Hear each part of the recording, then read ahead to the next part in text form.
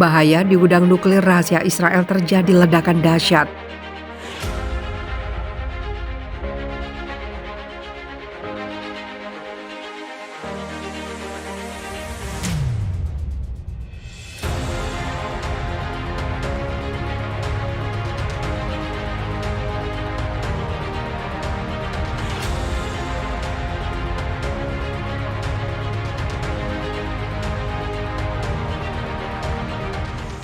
Dunia benar-benar terguncang saat ini. Gudang nuklir yang pembuatannya dirahasiakan pemerintah Zionis kini terbongkar. Sudah setelah ledakan dahsyat mengguncang sebuah kawasan terpencil yang di tengah desa Israel.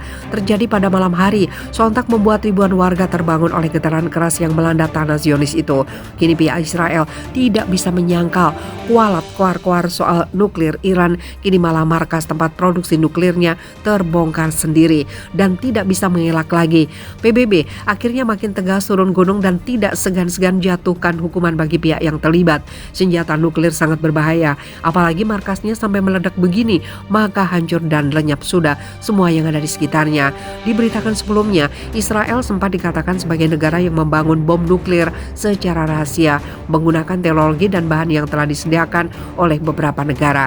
Secara diam-diam menjual material dan teknologi kepada Israel untuk membuat hulu ledak nuklir. Di antaranya adalah Amerika Serikat, Prancis, Jerman, Inggris, dan bahkan Norwegia. Diduga bahwa agen Israel membeli beberapa bahan dan teknologi melalui jejaring mata-mata yang dimiliki oleh negara itu. Sebenarnya, proyek senjata nuklir Israel tidak pernah berhasil tanpa kontribusi besar dari Prancis.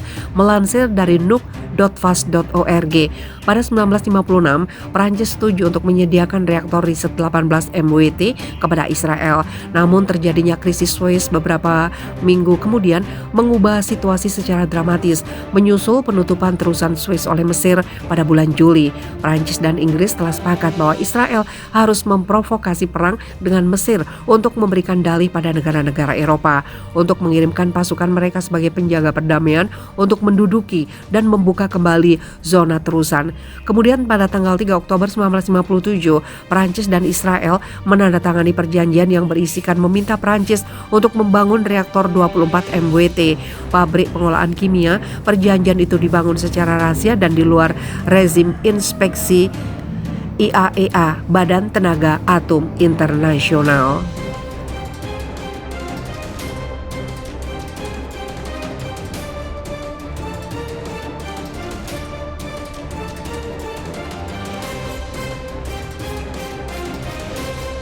Mencekam, puluhan orang, hampir 50 tewas akibat kebakaran dahsyat di Israel. Kebakaran dahsyat menimpa terjadi di Israel. Setidaknya 50 orang menjadi korban dalam kebakaran di wilayah Israel Utara. Semuanya tewas. Pejabat-pejabat Israel menyebut ini sebagai kebakaran terburuk dalam sejarah negara itu. Ada banyak korban jiwa. Kita membicarakan sekitar 50 orang, kata Kepala Kepolisian Yitzhak Aharonovitz, seperti dilansir kantor berita Reuters. Ditambahkannya, beberapa orang hingga kini belum ditemukan. Sebagian besar korban tewas adalah petugas penjara yang tengah dalam perjalanan untuk memindahkan para tahanan di sebuah penjara di zona kebakaran. Ratusan petugas pemadam kebakaran, puluhan truk pemadam kebakaran dan meriam air milik Angkatan Udara Israel dikerahkan ke lokasi di perbukitan Karmel, Haifa guna memadamkan kobaran api. Angin yang kencang ataupun kencang membuat kobaran api menyebar dengan cepat. Lebih dari 12.000 orang telah diungsikan ke kota-kota lainnya dan juga di desa-desa di sekitar lokasi kebakaran. Kebakaran itu melumat hampir 3.000 hektar tanah. Perdana Menteri Israel berkunjung ke lokasi mengatakan Israel mengalami bencana dengan skala yang belum pernah kita lihat sebelumnya. Ini adalah sesuatu bencana yang tak pernah dipikirkan sebelumnya. Pejabat-pejabat Israel menyatakan kepada 8 negara termasuk Turki telah mengerahkan pesawat-pesawat mereka untuk membantu memadamkan kobaran api.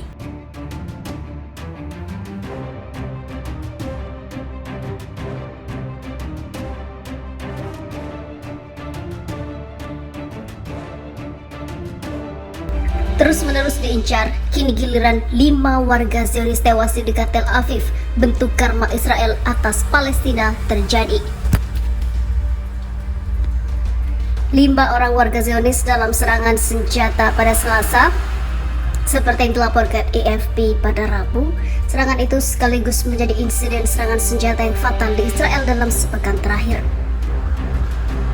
Sayangnya kami harus mencatat bahwa 5 orang telah tewas, kata Eli Bin, Kepala Tanggap Darurat Magen David Adom. Insiden pembunuhan bersenjata itu terjadi di 2 lokasi di kota ultra-ortodoks Bnei Brak, dekat kota pesisir Israel di Tel Aviv.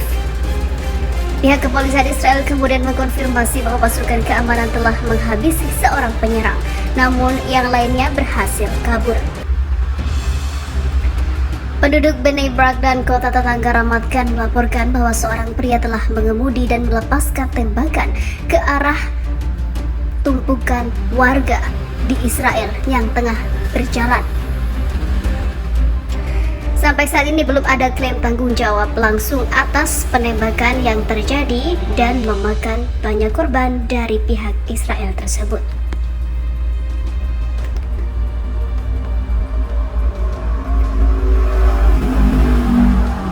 Perdana Menteri Israel mengatakan dia akan mengadakan pertemuan darurat dengan pejabat tinggi keamanan untuk meninjau situasi.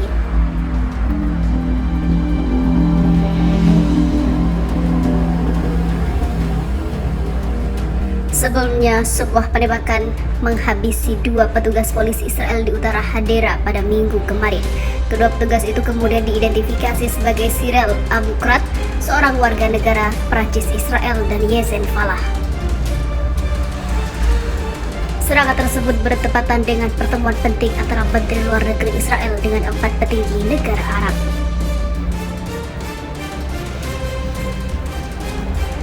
Seperti diketahui, Hamas, gerakan Islam Palestina, menguasai jalur Gaza, memuji serangan pada hari itu sebagai sebuah tanggapan yang wajar dan sah atas apa yang telah terjadi, kejahatan Israel terhadap rakyat Palestina.